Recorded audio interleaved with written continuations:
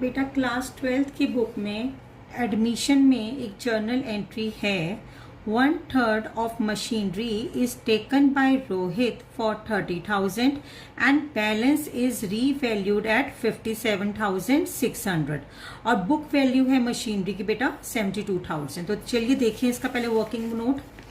72,000 की मशीनरी का 1/3 रोहित अपने घर ले गया, मतलब 24,000 की मशीनरी वो ले गया।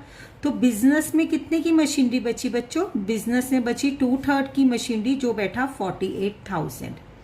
अब हुआ क्या, जो ये मशीनरी थी 24,000 की, रोहित इसे 30,000 में घर ले गया और जो बाकी मशीनरी थी इसकी वैल्यूएशन लगी 57,600। तो यहाँ पे मशीनरी की वैल्यू बच्चे इंक्रीज हुई 6,000 से और यहाँ पे इंक्रीज बच्चे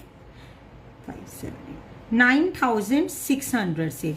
तो टोटल इंक्रीज हुआ बच्चों मशीन की वैल्यू में 15,600। अभी लास्ट मैंने अपनी वीडियो में आपको बताया था रीवैल्यूएशन में अगर इंक्रीज इन एसेट होता है तो उसे कैसे करते हैं। तो चलिए अब इसकी जनरल एंट्री बनेगी बच्चों, machinery account debit to revaluation. Revaluation account में मैं अपनी मशीनरी की वैल्यू कितने से इंक्रीज कर दूंगी? 15,600 से। अब सेकेंड एडजस्टमेंट वो क्या कह रहा है? वो ये कह रहा है कि रोहित जो है अपने घर 1/3 मशीनरी ले गया है 30,000 की। तो रोहित ये पैसा कहाँ से पे करेगा? हमेशा याद रखना बेटा, जब भी जो पार्टनर्स होते हैं, रोहित यहाँ पे पार्टनर है, जब पार्टनर बिजनेस में कोई काम करते हैं ना तो वो कभी बार बार कैश नहीं लेकर आते, वो अपने कैपिटल अकाउंट से काम करते हैं। तो रोहित अपने कैपिटल अकाउंट से 30,000 रुपीज दे देगा, किसके अगेंस्ट? मशीनरी के अगेंस्ट। तो जनरल एंट्री बनेगी बच्चों, Rohit capital account debit to machinery account 30,000 और 30,000।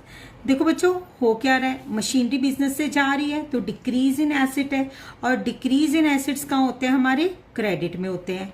अब रोहित ने पेमेंट करनी है तो ऑब्वियसली उसका जो कैपिटल का बैलेंस है वो कम हो जाएगा और कैपिटल का बैलेंस डिक्रीज कहाँ होता है? जब वो डेबिट होता है।